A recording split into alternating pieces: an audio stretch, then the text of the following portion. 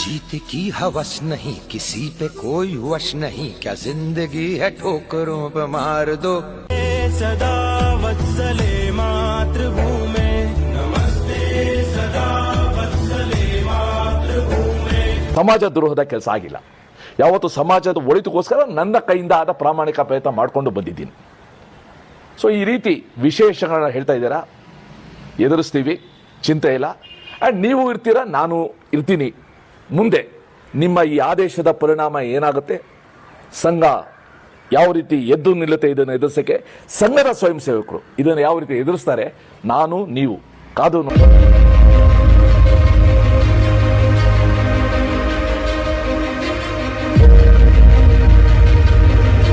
ನಮಸ್ಕಾರ.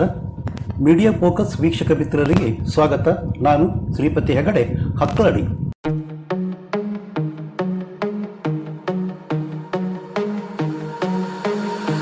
ಸಂಘದ ಕುರಿತು ಮಾತನಾಡೋದು ಹಳೆ ಚಾಳಿ. ಇದು ಹೊಸ ವಿಷಯವಂತ ಅಲ್ಲವೇ ಅಲ್ಲ. ನೆಹರು ಕ್ರ್ಯಾಶ್ RSS ಅಂದರು, ನಿಷೇಧನೂ ಹೇಳಿದರು. ಆದರೆ ಸಂಘ ಫಿನಿಕ್ಸ್ ಹಕ್ಕಿ ಹಾಗೆ ಎದ್ದು ಬಂತು.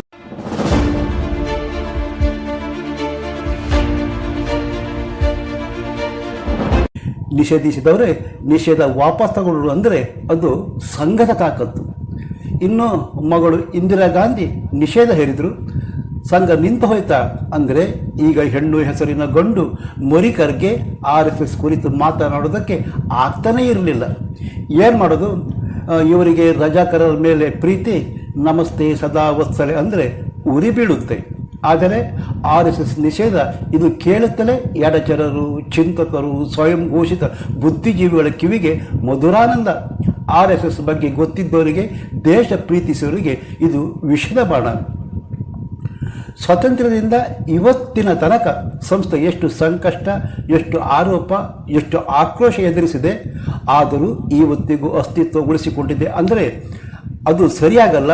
ಅಗಾಧವಾಗಿ ವಿದೇಶಕ್ಕೂ ವಿಸ್ತರಿಸಿಕೊಂಡು ನೂರಾರು ಸಂಘ ಪ್ರೇರಿತ ವಿವಿಧ ಸಂಘಟನೆ ಹುಟ್ಟುಹಾಕಿ ಸೇವೆ ಹೆಸರಿನ ಎಲ್ಲ ಕ್ಷೇತ್ರದಲ್ಲಿ ತೊಡಗಿಸಿಕೊಂಡಿದೆ ಅಂದರೆ ಅದು ಸಂಘದ ತಾಕತ್ತು.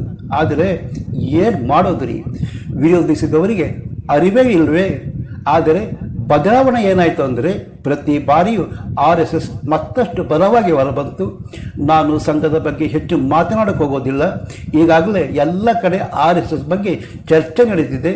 ನಾನೊಬ್ಬ RSS ಎನ್ನುವ ಮಾಜಿ ಶಿಕ್ಷಣ ಸಚಿವ ಸುರೇಶ್ ಕುಮಾರ್ RSS ಬ್ಯಾನ್ ತಿರುಕನ ಕನಸು ಅಂದಿದ್ದಾರೆ. ಸುರೇಶ್ ಕುಮಾರ್ ಮಾತುಗಳಲ್ಲಿ ಅರ್ಥ ಇದೆ ರೀ. RSS ನಿಷೇಧಿಸುವುದು ತಿರುಕನ ಕನಸು. ಯಾಕೆಂದರೆ ಶಾಖೆಗೆ ಹೋದವರು ಕೇವಲ ವ್ಯಾಯಾಮ ಮಾಡೋದಿಲ್ಲ, ಆತ ಬದುಕಿನ ಒಂದು ತತ್ವ ತಾಳಿಕೊಳ್ಳುತ್ತಾನೆ. ಶುದ್ಧತೆ, ಸೇವೆ, ಶಿಸ್ತು ಇದು ಕೇವಲ ಮಾತಲ್ಲ, ಒಂದು ಜೀವನ ಪಾಠ. RSS ನಿಷೇಧಿಸುವ ಮಾತು ಎದ್ದಾಗಲೆಲ್ಲ ದೇಶದೊಳಗಿನ ಶಕ್ತಿ ಮತ್ತಷ್ಟು ಸಕ್ರಿಯವಾಗುತ್ತೆ. ಇಂದಿನ ರಾಜಕೀಯದ ಅಲೆಗಳ ಮಧ್ಯೆ ಸುರೇಶ್ ಕುಮಾರ್ ಅವರ ಮಾತು ನಿಮಗಾಗಿ ಒಂದು ರಾಜಕೀಯ ಪ್ರತಿಕ್ರಿಯೆಯಲ್ಲ, ಒಂದು ತತ್ವದ ಪ್ರತಿಧ್ವನಿಯದು.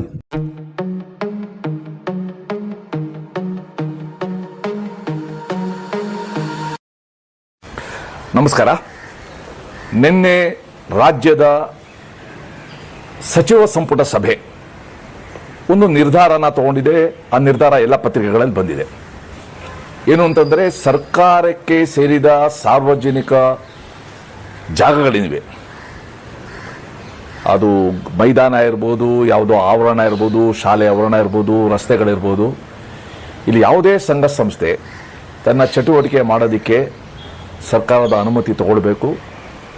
ಸರ್ಕಾರ ಅವರ ಕಾರ್ಯವನ್ನು ಅದರ ಹಿಂದೆ ನೋಡಿಬಿಟ್ಟು ಅನುಮತಿ ಕೊಡೋದು ಬಿಡೋದು ಸರ್ಕಾರಕ್ಕೆ ಬಿಟ್ಟಿದ್ದು ಅನ್ನೋ ರೀತಿಯಲ್ಲೇ ಮಾಡಿದ್ದಾರೆ. ಅವರು ಯಾವುದೇ ಸಂಸ್ಥೆಯ ಹೆಸರು ಹೇಳದೇ ಇದ್ರೂ ಕೂಡ ಕಳೆದ ಒಂದು ವಾರದ ವಿದ್ಯಮಾನಗಳನ್ನ ನೋಡ್ತಾ ಬಂದಿರೋರಿಗೆ ಇದು ನಿಚ್ಚಳವಾಗಿ ಗೊತ್ತಾಗ್ತಾ ಇದೆ. ಇದು ರಾಷ್ಟ್ರೀಯ ಸ್ವಯಂ ಸೇವಕ ಸಂಘದ ಚಟುವಟಿಕೆಗಳನ್ನ ಒಂದು ರೀತಿ ನಿಷೇಧ ತರಬೇಕು, ನಿರ್ಬಂಧಿಸಬೇಕು ಅಂತ ಏಕೈಕ ಕಾರಣ, 1 ಪಾಯಿಂಟ್ ಪ್ರೋಗ್ರಾಮ್ ಇವತ್ತು ಈ ಒಂದು ನಿರ್ಧಾರವನ್ನು ತಗೊಂಡಿದ್ದಾರೆ. ಇದಕ್ಕೆ ಕಾರಣ ಎಲ್ಲಿಂದ ಬಂತು? ಪ್ರಿಯಾಂಕ್ ಖರ್ಗೆ ಸಚಿವರು ಮುಖ್ಯಮಂತ್ರಿಗಳಿಗೆ ಒಂದು ಪತ್ರ ಬರೆದ್ರು, RSS ಚಟುವಟಿಕೆನ ಯಾವುದೇ ಸರ್ಕಾರಿ ಜಾಗದಲ್ಲಿ ಮಾಡಕ್ಕೆ ಬಿಡಬಾರ್ದು ಅಂತ. ಇನ್ನೊಂದು ಹೆಜ್ಜೆ ಮುಂದೆ ಹೋಗಿ ಅವರು ಹೇಳಿದ್ದಾರೆ, ಯಾರಾದರೂ ಕೂಡ ಸಂಘದ ಚಟುವಟಿಕೆಗಳಲ್ಲಿ ಭಾಗವಹಿಸಿದ್ರೆ ಅವರು ಅಮಾನತ್ ಮಾಡ್ತೀವಿ ಅಂತಲೂ ಕೂಡ ಹೇಳಿದ್ದಾರೆ.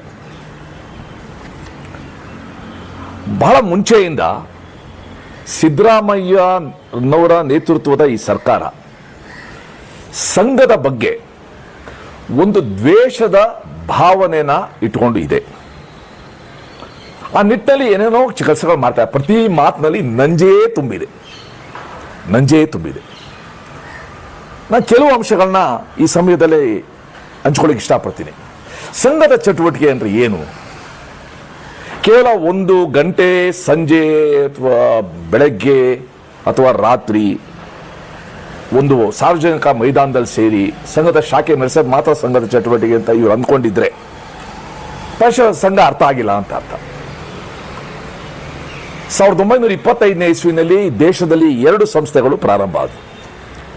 ಒಂದು ರಾಷ್ಟ್ರೀಯ ಸ್ವಯಂ ಸೇವಕ ಸಂಘ, ಇನ್ನೊಂದು ಕಮ್ಯುನಿಸ್ಟ್ ಪಾರ್ಟಿ ಆಫ್ ಇಂಡಿಯಾ.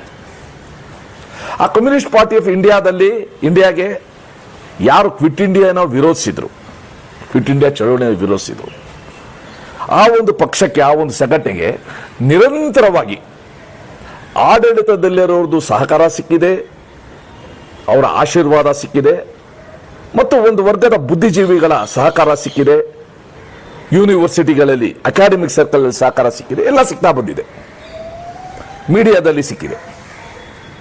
ಆದರೆ 100 ವರ್ಷಗಳ ನಂತರ ಇವತ್ತು ಪರಿಸ್ಥಿತಿ ಏನು? ಇದೇ 100 ವರ್ಷದಲ್ಲಿ ರಾಷ್ಟ್ರೀಯ ಸ್ವಯಂ ಸಂಘ ಅನೇಕ ಸವಾಲುಗಳನ್ನ, ಅನೇಕ ಅಪಪ್ರಚಾರಗಳನ್ನ ಎದುರಿಸಿ 3 ಸಲ ನಿಷೇಧಕ್ಕೆ ಒಳಗಾಗಿ, ಅವಕೃಪೆಗೆ ಒಳಗಾಗಿ ಇವತ್ತು ಸಂಘದ್ದು ಕೂಡ 100 ವರ್ಷ ಪೂರ್ಣಗೊಂಡಿದೆ. ಇವತ್ತು ಕಮ್ಯುನಿಸ್ಟ್ ಪಾರ್ಟಿ ಎಲ್ಲಿದೆ? ದುರ್ಬೀನ್ ಹಾಕೊಂಡು ನೋಡಬೇಕು. ಕಮ್ಯುನಿಸ್ಟ್ ಪಾರ್ಟಿ ಆಫ್ ಇಂಡಿಯಾ ಹೇಗಿದೆ, ಕಮ್ಯುನಿಸ್ಟ್ ಪಾರ್ಟಿ ಆಫ್ ಮಾರ್ಕ್ಸಿಸ್ಟ್ ಎಲ್ಲಿದ್ದಾರೆ, ಕಮ್ಯುನಿಸ್ಟ್ ಪಾರ್ಟಿ ಆಫ್ ಮಾರ್ಕ್ಸಿಸ್ಟ್ ಲೆನಿನಿಸ್ಟ್ ಎಲ್ಲಿದ್ದಾರೆ, ಈ ರೀತಿ ಬೇರೆ ಬೇರೆ ಗುಂಪಾಗಿದೆ. ಅದೇ RSS 3 ಸಲ ನಿರ್ಬಂಧಕ್ಕೆ, ಬ್ಯಾನ್ಗೆ ಒಳಗಾಗಿದ್ರು ಕೂಡ ಇವತ್ತು ಸರ್ವವ್ಯಾಪಿ ಸರ್ವಸ್ಪರ್ಶಿ ಸಂಘಟನೆಯಾಗಿ ಇವತ್ತು ಬೆಳೆದಿದೆ. ಸಿದ್ದರಾಮಯ್ಯನವ್ರಿಗೆ ನಾನೊಂದು ಕೇಳಕ್ಕೆ ಇಷ್ಟಪಡ್ತೀನಿ. 2018ನೇ ಇಸ್ವಿನಲ್ಲಿ ನಿಮ್ಮ ಪಕ್ಷ ಮತ್ತು ಜನತಾ ಪಕ್ಷ ಸೇರಿಕೊಂಡು ಸಮ್ಮಿಶ್ರ ಸರ್ಕಾರ ಮಾಡಿದ್ರಲ್ಲ, ಆ ಕೊಡಗಲ್ಲಿ ಲ್ಯಾಂಡ್ ಸ್ಲೈಡ್ ಆಯಿತು, ಭೂ ಕುಸಿತ ಆಯಿತು, ಭಾರಿ ಪ್ರಮಾಣದ ಭೂ ಕುಸಿತ, ನದಿಗಳ ಪಾತ್ರನೇ ಚೇಂಜ್ ಆಗಿತ್ತು, ಅನೇಕ ಪ್ರಾಣ ಹಾನಿ ಆಯಿತು, ಆಸ್ತಿಗಳು ಹೋಯಿತು, ಕಾಫಿ ತೋಟಗಳು ಹೋಯಿತು. ಅದೊಂದು ಬಹಳ ಕಂಪನಿಯ ಕಥೆ. ಅದು ಅವತ್ತೊಳಗಿ ಕಾರ್ಯ ಮಾಡಿದ ಯಾರು? RSS ಸ್ವಯಂ ಸೇವಕರು. RSS ಸ್ವಯಂ ಸೇವಕರು ಶಿಬಿರಗಳನ್ನ ತೆಗೆದು ಆ ನೊಂದವರ ಜೀವನಕ್ಕೆ ಸಾಂತ್ವನ ನೋಡೋದು, ಅವ್ರಿಗೆ ಏನ್ ಬೇಕೋ ಸಹಾಯ ಮಾಡೋದು, ಬಹಳ ದೊಡ್ಡ ಕೆಲಸ ಮಾಡಿದ್ರು ಸೇವಾ ಭಾರತಿ ಹೆಸರಿನಲ್ಲಿ. ಮೊನ್ನೆ ಅಹಮದಾಬಾದಲ್ಲಿ ಆ ಏರ್ ಕ್ರ್ಯಾಶ್ ಆದಾಗ, ಆ ಅಮಾಯಕರು ತೀರೋದಾಗ, ಅನೇಕರು ಗಾಯಗೊಂಡಾಗ ಮೊದಲು ಧಾವಿಸಿ ಹೋಗಿದ್ದವರು RSS ಅವರು. ಈ ದೇಶದ ಸುನಾಮಿ ಆಗಲಿ, ಭೂಕಂಪ ಆಗಲಿ, ಗುಜರಾತಿಂದು ಬರಗಾಲ ಬರಲಿ, ಅತಿವೃಷ್ಟಿ ಬರಲಿ, ಪ್ರವಾಹ ಆಗಲಿ, ಕೋವಿಡ್ ಇರಲಿ, ರೈಲ್ವೆ ಆಕ್ಸಿಡೆಂಟ್ ಆಗಲಿ, ಏರ್ ಆಕ್ಸಿಡೆಂಟ್ ಆಗಲಿ, ಬಸ್ ಆಕ್ಸಿಡೆಂಟ್ ಆಗಲಿ, ಯಾವುದೇ ಸಂದರ್ಭದಲ್ಲಿ ಧಾವಿಸಿ ಹೋಗುವುದು ಸಂಘದ ಸ್ವಯಂ ಸೇವಕರು. ನೀವು ಚಟುವಟಿಕೆಗಳನ್ನ ನೀವು ನಿರ್ಬಂಧ ತರ್ಬೋದು, ಯಾವುದೇ ಸ್ವಯಂ ಸೇವಕನ ಸ್ವಯಂ ಸೇವಕತ್ವನ ನೀವು ನಿರ್ಬಂಧಿಸಕ್ಕಾಗೋದಿಲ್ಲ. ಇದು ಬಹಳ ಜನ ಪ್ರಯತ್ನ ಪಟ್ಟಿದ್ದಾರೆ, ಸಂಘದ ಮೇಲೆ ನಾವು ನಿಲ್ಲಿಸ್ಬಿಡ್ತೀವಿ ಅಂತ. ಪಂಡಿತ್ ಜವಾಹರ್ಲಾಲ್ ನೆಹರು ಒಂದ್ಸಲ ಹೇಳಿದರು 1952ನಲ್ಲಿ, ಸರ್ಕಾರ ಬಂದು ಹೊಸದ್ರಲ್ಲಿ, I will crush this RSS ಅಂತ. ಆಗ ನಮ್ಮ ಪಕ್ಷದ, ಆಗ ಜನಸಂಘ ಆಯಿತು, ನಮ್ಮ ಪಕ್ಷದ ಸಂಸ್ಥಾಪಕರು ಡಾಕ್ಟರ್ ಶ್ಯಾಮಾ ಪ್ರಸಾದ್ ಮುಖರ್ಜಿ ಹೇಳಿದರು, ನೆಹರು ಹೇಳಿದ್ದು I will crush this RSS ಅಂತ. ಶ್ಯಾಮಾ ಪ್ರಸಾದ್ ಮುಖರ್ಜಿ ಹೇಳಿದ್ರು we will crush this crushing mentality ಅಂತ. ಈ ನಿರ್ನಾಮ ಮಾಡಬೇಕು ಅಂತ ಇದೆಯಲ್ಲ, ಆ ಮನಸ್ಥಿತಿಯನ್ನು ನಿರ್ನಾಮ ಮಾಡ್ತೀವಿ ಅಂತ. ಇದು ನಿರಂತರವಾಗಿ ಸಂಘದ ಬಗ್ಗೆ ಮಾಡ್ಕೊಂಡು ಬಂದಿದ್ದಾರೆ. ಗೊತ್ತು ಇವರಿಗೆ 3 ಸಲ ಸಂಘದ ಮೇಲೆ ಬೇರೆ ರೀತಿ, ಬೇರೆ ಸ್ವರೂಪದ ನಿರ್ಬಂಧ ತಂದು ಕೈ ಸುಟ್ಕೊಂಡಿದ್ದಾರೆ ಈ ಪಕ್ಷದ ನಾಯಕರುಗಳು, ಕಾಂಗ್ರೆಸ್ ಪಕ್ಷದ ನಾಯಕರುಗಳು. ಮತ್ತೆ ಅದೇ ತಪ್ಪು ಮಾಡ್ತಾ ಇದ್ದಾರೆ. ಸಂಘ ಇವತ್ತು ಸುಮಾರು 40ಕ್ಕೂ ಹೆಚ್ಚು ಸಂಘದಿಂದ ಪ್ರೇರಿತವಾದ ಸಂಸ್ಥೆಗಳು ಬೇರೆ ಬೇರೆ ಕ್ಷೇತ್ರದಲ್ಲಿ ಸೇವಾ ಚಟುವಟಿಕೆಗಳು ನಡೀತಾ ಇದೆ. ಸುಮಾರು 1 ಲಕ್ಷಕ್ಕೂ ಹೆಚ್ಚು ಯೋಜನೆಗಳು ಕಾರ್ಯಕ್ರಮಗಳು ಸಂಘದಿಂದ ನಡೀತಾ ಇದೆ. ಶಿಕ್ಷಣ ಕ್ಷೇತ್ರದಲ್ಲಿ ಮಾಡ್ತಾ ಇದ್ದಾರೆ, ಕಾರ್ಮಿಕ ಕ್ಷೇತ್ರ, ಅಸಂಘಟಿತ ಕಾರ್ಮಿಕ ಕ್ಷೇತ್ರ, ಸಂಘಟಿತ ಅಲ್ಲಿ ಮಾಡ್ತಾ ಇದ್ದಾರೆ, ವಿದ್ಯಾರ್ಥಿ ಕ್ಷೇತ್ರದಲ್ಲಿ ಮಾಡ್ತಾ ಇದ್ದಾರೆ, ಸೇವಾ ಕ್ಷೇತ್ರ, ವನವಾಸಿ ಕ್ಷೇತ್ರ, ಟ್ರೈಬಲ್ ಏರಿಯಾಸ್ ಅಲ್ಲಿ ಮಾಡ್ತಾ ಇದ್ದಾರೆ. ಚಿಂದಿ ಆಯ್ದ ಮಕ್ಕಳಿಗೋಸ್ಕರ ಶಿಕ್ಷಣ ಕೊಡೋದು ಒಂದು ಮಾಡ್ತಾ ಇದ್ದಾರೆ, ನೆಲೆ ಅಂತ ಎಲ್ಲ ಮಾಡ್ತಾ ಇದ್ದಾರೆ. ನೀವೇನು ಅವ್ರಿಗೆ ಸಹಾಯ ಮಾಡಬೇಡಿ, ಅವ್ರು ಮಾಡ್ಕೊಳ್ತಾರೆ. ರಾಷ್ಟ್ರೀಯ ಸ್ವಯಂ ಸೇವಕ ಸಂಘದ ಸ್ವಯಂ ಸೇವಕರು ಮಾಡ್ಕೊಳ್ತಾರೆ. ಆದರೆ ಅನಗತ್ಯವಾಗಿ ನೀವು ಈ ಕಾರ್ಯ ಮಾಡ್ತಾ ಇದ್ದಾರಲ್ಲ, ಇದು ಒಂದು ಸ್ಪಷ್ಟ ಆಗಿದೆ, ನೀವು ಆಡಳಿತ ಕೊಡೋದ್ರಲ್ಲಿ ವಿಫಲ ಆಗಿರೋದ್ರಿಂದ ಜನರ ಗಮನವನ್ನ ಬೇರೆಡೆ ಸೆಳೆಯೋಕ್ಕೋಸ್ಕರ ಈ ಒಂದು ನಿಯಮನ, ಈ ಒಂದು ಆದೇಶವನ್ನ ನಿರ್ಧಾರ ನಿನ್ನೆ ನೀವು ತಗೊಂಡಿದ್ದೀರ. ಅದು ಸರಿ, ಪ್ರಿಯಾಂಕ್ ಖರ್ಗೆ ಒಂದು ಪತ್ರ ಬರೆದ್ರಲ್ಲ ನಿಮಗೆ, ಸಂಘದಿಂದ ಅಹಿತಕರ, ಅನಾರೋಗ್ಯಕರ ವಿಚಾರಗಳನ್ನ ಬಿತ್ತುತ್ತಾ ಇದ್ದಾರೆ, ಅದಕ್ಕೋಸ್ಕರ ನಿರ್ಧಾರ ಅಂತ. Show me a single example. ಯಾವ RSS ಶಾಖೆಯಿಂದ ಸಮಾಜದ ಹಿತಕ್ಕೆ ತೊಂದರೆ ಆಗಿದೆ, ಯಾವ ಸಂಘದ ಶಾಖೆಯ ವಿಚಾರದಿಂದ ಸುತ್ತಮುತ್ತಲಿನ ಪರಿಸರಕ್ಕೆ ಹಾನಿಯಾಗಿದೆ, ಯಾವ ಸಂಘದ ಚಟುವಟಿಕೆಯಿಂದ ಸಮಾಜದ ಸ್ವಾಸ್ಥ್ಯ ತೊಂದರೆ ಆಗಿದೆ. Show me a single example. Example ಕೂಡ ಏನು ಇಲ್ಲದೇನೆ ಅದು ಬದಲಿಗೆ ಸಂಘದಿಂದ ಸಮಾಜದ ಕಸುವು, ಸಮಾಜದ ಸ್ವಾಸ್ಥ್ಯ ಗಟ್ಟಿ ಆಗ್ತಾರೆ, ನಾನು 100 ಎಕ್ಸಾಂಪಲ್ ಕೊಡ್ತೀನಿ. ಅರೆ ನೀವು ತೀರ್ಮಾನ ಮಾಡಿದ್ದೀರಾ, ನಾವು ಇರೋದೇ ಇವತ್ತು RSS ಚಟುವಟಿಕೆಗಳನ್ನ ನಿಲ್ಲಿಸೋದಿಕ್ಕೆ ಅಂತ ಇದ್ದೀರಾ. ಯಾವ ಕಾರ್ಯನ ನೆಹರು ಕೈಲಾಗಲಿಲ್ಲ, ನೆಹರುಗಿಂತ ನೀವೇನು ದೊಡ್ಡವರಲ್ಲ. ಯಾವ ಕಾರ್ಯ ಶ್ರೀಮತಿ ಇಂದಿರಾ ಗಾಂಧಿ ಕೈಲಾಗಲಿಲ್ಲ, ಅವ್ರಿಗಿಂತ ನೀವೇನು ದೊಡ್ಡವರಲ್ಲ. ನಾವು ಕಟ್ಕೊಳ್ಳಿ, 21 ತಿಂಗಳು RSS ಮೇಲೆ ಬ್ಯಾನ್ ಹಾಕಿದ್ರು, 21 ತಿಂಗಳು. ಅವಾಗ ಪತ್ರಿಕಾ ಸ್ವಾತಂತ್ರ್ಯನೂ ಕೂಡ ಕಸಿದುಕೊಂಡಿತ್ತು ನಿಮ್ಮ ಪಾರ್ಟಿ. ಸೋಷಿಯಲ್ ಮೀಡಿಯಾ ಇರಲಿಲ್ಲ ಅವಾಗ, ಎಲ್ಲರೂ ಒಳಗಡೆ ಹಾಕಿದ್ರು.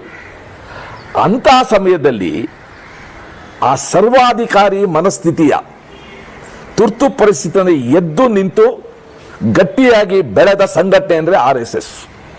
ಅದನ್ನೇ ಎದುರಿಸಿದ ಮೇಲೆ ನಿಮ್ಮಂತ ಈ ಕೇವಲ ರಾಜಕೀಯಕ್ಕೋಸ್ಕರನೇ ಬದುಕ್ತಾ ಇರೋ ಜನರದು ನಿರ್ಬಂಧ ಹೇಗೆ ಹಿಡಿಯೋದಕ್ಕೆ ಸಾಧ್ಯ? ಸೊ ಅದಕ್ಕೋಸ್ಕರ ನೀವು ಒಂದು ತಪ್ಪು ಮಾಡ್ತಾ ಇದ್ದೀರ. ಪ್ರಿಯಾಂಕ್ ಖರ್ಗೆ ರಾಷ್ಟ್ರೀಯ ಸ್ವಯಂ ಸೇವಕ ಸಂಘದ ಕ್ಯಾಂಪೇನರ್ ಆಗ್ತಾ ಇದ್ದೀರ. ಪ್ರತಿ ದಿವಸ RSS ಬಗ್ಗೆ ಮಾತಾಡಿ ಸಂಘದ ಬಗ್ಗೆ ಜನರಲ್ಲಿ ಹೆಚ್ಚು ಅರಿವು ಮೂಡಿಸ್ತಾ ಇದ್ದೀರ. ಆಯ್ತು, ಇದು ಒಂದು ಸವಾಲು. ನೀವೇನು ಮ್ಯಾಕ್ಸಿಮಮ್ ಮೈದಾನದಲ್ಲಿ ಆಡಬಾರ್ದು ಅಂತ ಇದ್ದೀರ ತಾನೆ. ಆದರೆ ಸಂಘ ಮನೆಗಳನ್ನ ಮುಟ್ಟೋದ್ರಿಂದ ನೀವು ತಡೆಯೋಕ್ಕಾಗಲ್ಲ. ಸಂಘ ಮನಗಳನ್ನ ಮುಟ್ಟೋದಕ್ಕೆ ತಡೆಯೋಕ್ಕಾಗಲ್ಲ. ಸಂಘ ಸೇವಾ ಚಟುವಟಿಕೆಗಳನ್ನ ನಡೆಸೋದಕ್ಕೆ ತಡೆಯೋಕ್ಕಾಗೋದಿಲ್ಲ. ಅದನ್ನು ತಡೆಯೋಕ್ಕಾಗಲ್ಲ. ಅದನ್ನ ತಡೆಯೋಕೆ ಹೋದ್ರೆ ಸಮಾಜಕ್ಕೆ, ಇವತ್ತು ಬೃಹತ್ ಸಮಾಜಕ್ಕೆ 100 ವರ್ಷ RSS ತುಂಬಿರುವ ಈ ಸಂದರ್ಭದಲ್ಲಿ ಸಮಾಜಕ್ಕೆ ಕೇವಲ ಓಟ್ಗೋಸ್ಕರ ಉಸಿರಾಡ್ತಾ ಇರುವ, ಓಟ್ಗೋಸ್ಕರ ಬದುಕಿರುವ, ಓಟ್ಗೋಸ್ಕರ ಜೀವನ ನಡೆಸ್ತಾರ ವ್ಯಕ್ತಿಗಳು ಯಾರು, ರಾಷ್ಟ್ರಕ್ಕೋಸ್ಕರ ಸಮಾಜಕ್ಕೋಸ್ಕರ ಬದುಕ್ತಾ ಇರೋ ಸ್ವಯಂ ಸೇವಕರು ಅಂತ ಗೊತ್ತಿದೆ. ಈ ನಿಟ್ಟಿನಲ್ಲಿ ಒಂದು ಪ್ರಯತ್ನ ಮಾಡ್ತಾ ಇದ್ದೀರಾ. ಆ ಪ್ರಯತ್ನನ ಸವಾಲಾಗಿ ಸ್ವೀಕರಿಸ್ತೀವಿ. ಅದನ್ನು ಯಾವ ರೀತಿ, ಯಾವ ವೇದಿಕೆ ಮೇಲೆ ಎದುರಿಸಬೇಕು ಮಾಡ್ತೀವಿ. ಆದರೆ ಜನಸಾಮಾನ್ಯರಿಗೆ ಒಂದಂತೂ ನಿಚ್ಚಳ ಆಗಿದೆ, ಯಾವುದನ್ನ ಸೈದ್ಧಾಂತಿಕವಾಗಿ ನೀವು ಎದುರಿಸಕ್ಕಾಗೋದಿಲ್ಲ. ಅದನ್ನ ಒಂದು ಆದೇಶದ ಮೂಲಕ ಏನೋ ಮಾಡಕ್ಕಂತಾರ. ಇದು ತಿರುಕನ ಕನಸು, ತಿರುಕನೋರ್ವ ನೂರ ಮುಂದೆ ಆ ಕನಸು ಇವತ್ತು ಅದನ್ನು ಯಶಸ್ವಿ ಆಗೋದಿಲ್ಲ. ಇದರಿಂದ ಸಂಘದ ಚೈತನ್ಯ, ಸಂಘದ ಶಕ್ತಿ ಇನ್ನಷ್ಟು 100 ಪಟ್ಟು ಜಾಸ್ತಿ ಆಗುತ್ತೆ. ನಾಪ್ಕೊಟ್ಕೊಳ್ಳಿ, ಈ ದೇಶದ ಪ್ರಧಾನಮಂತ್ರಿ ಸಂಘದ ಪ್ರಚಾರಕ್ಕಾಗಿದ್ದವರು, ಈ ದೇಶದ ಗೃಹ ಮಂತ್ರಿ ಸಂಘದ ಸ್ವಯಂ ಸೇವಕರಾಗಿದ್ದವರು. ಅನೇಕ ಜನ ಅನೇಕ ಕ್ಷೇತ್ರದಲ್ಲಿ ಇವತ್ತು ಸಮಾಜದ ಒಳಿತುಗೋಸ್ಕರ ಯೋಚನೆ ಮಾಡ್ತೋದು ಸಂಘದಿಂದ ಪ್ರೇರಿತರಾಗಿರು. ಇದನ್ನ ನಾಪ್ಕಟ್ಕೊಳ್ಳಿ. ಇದೆಯಲ್ಲ ಕನ್ನಡದಲ್ಲಿ, ವಿನಾಶಕಾಲೆ ವಿಪರೀತ ಬುದ್ಧಿ ಬಂದಿದೆ. ಅದಕ್ಕೋಸ್ಕರ ಈ ರೀತಿ ನೀವು ಕಾರ್ಯ ಮಾಡ್ತಾ ಇದ್ದೀರಾ. ಚಿಂತೆ ಇಲ್ಲ, ಆ ಭಗವಂತ ನಿಮಗೆ ಸದ್ಬುದ್ಧಿ ಕೊಡ್ತಾನೋ, ಏನು ಮಾಡ್ತಾನೆ ಭಗವಂತ ಬಿಡೋಣ. ಆದರೆ ಪ್ರಿಯಾಂಕ್ ಖರ್ಗೆ ಅವರು ಒಂದು ಮಾತು ಹೇಳಿದ್ದಾರೆ, ಐ ಲವ್ RSS ಅನ್ನೋರು ದೇಶದ್ರೋಹಿಗಳು ಅಂತ. ಅವ್ರ ಪ್ರಕಾರ ನಾನೊಬ್ಬ ದೇಶದ್ರೋಹಿ, ಯಾಕಂದರೆ ನಾನು I love RSS. And I love RSS ಇತ್ತೀಚೆಗೆ ಬಂದಿದ್ದಲ್ಲ, ನನ್ನ ಬಾಲ್ಯ ಜೀವನದಿಂದನೂ ಕೂಡ. ಆ್ಯಂಡ್ ನಾನು ಬಾಲ್ಯದಿಂದ ಸ್ವಯಂ ಸೇವಕ ಆಗಿದ್ದೀನಿ, ಶಾಖೆಗೆ ಹೋಗಿದ್ದೀನಿ, ಶಾಖೆಯಲ್ಲಿ ಮುಖ್ಯ ಶಿಕ್ಷಕ ಆಗಿದ್ದೀನಿ, ಎಲ್ಲ ಮಾಡಿಕೊಂಡು ರಾಜಕೀಯದಲ್ಲಿ ಕಾರ್ಯಪಡಿದ್ದೀನಿ. ನನ್ನಿಂದ ಒಂದು ದೇಶದ್ರೋಹದ ಕೆಲಸ ಆಗಿಲ್ಲ, ಸಮಾಜ ದ್ರೋಹದ ಕೆಲಸ ಆಗಿಲ್ಲ. ಯಾವತ್ತು ಸಮಾಜದ ಒಳಿತಕ್ಕೋಸ್ಕರ ನನ್ನ ಕೈಯಿಂದ ಆದ ಪ್ರಾಮಾಣಿಕ ಪ್ರಯತ್ನ ಮಾಡಿಕೊಂಡು ಬಂದಿದ್ದೀನಿ. ಸೊ ಈ ರೀತಿ ವಿಶೇಷಗಳನ್ನ ಹೇಳ್ತಾ ಇದ್ದೀರಾ, ಎದುರಿಸ್ತೀವಿ, ಚಿಂತೆ ಇಲ್ಲ. ಆ್ಯಂಡ್ ನೀವು ಇರ್ತೀರ, ನಾನು ಇರ್ತೀನಿ. ಮುಂದೆ ನಿಮ್ಮ ಈ ಆದೇಶದ ಪರಿಣಾಮ ಏನಾಗುತ್ತೆ, ಸಂಘ ಯಾವ ರೀತಿ ಎದ್ದು ನಿಲ್ಲುತ್ತೆ, ಇದನ್ನು ಎದುರಿಸೋಕ್ಕೆ ಸಂಘದ ಸ್ವಯಂ ಸೇವಕರು ಇದನ್ನು ಯಾವ ರೀತಿ ಎದುರಿಸ್ತಾರೆ, ನಾನು ನೀವು ಕಾದು ನೋಡೋಣ. ನಮಸ್ಕಾರ. RSS ನಿಷೇಧಿಸಲು ಪ್ರಯತ್ನಿಸುವವರು ತತ್ವದ ಮೂಲವೇ ಅರ್ಥ ಮಾಡಿಕೊಳ್ಳದೆ ದಾಳಿ ಮಾಡುತ್ತಿರುವರು. ಹೌದು, ಇದು ನಿಜಕ್ಕೂ ತಿರುಕನ ಕನಸು. ನಿಮ್ಮ ಅಭಿಪ್ರಾಯ ಕಾಮೆಂಟ್ ಮಾಡಿ. ವಿಡಿಯೋ ಇಷ್ಟವಾದರೆ ಮೀಡಿಯಾ ಫೋಕಸ್ ಚಾನಲ್ ಸಬ್ಸ್ಕ್ರೈಬ್ ಮಾಡಿ, ಲೈಕ್ ಹಾಗೂ ಶೇರ್ ಮಾಡೋದು ಮರಿಬೇಡಿ. ಮತ್ತೊಂದು ಹೊಸ ವಿಷಯದೊಟ್ಟಿಗೆ ನಿಮ್ಮ ಮುಂದೆ ಬರುತ್ತೇನೆ. ಅಲ್ಲಿಯ ತನಕ ನಮಸ್ಕಾರ. ಜೈ ಕರ್ನಾಟಕ, ಜೈ ಹಿಂದ್.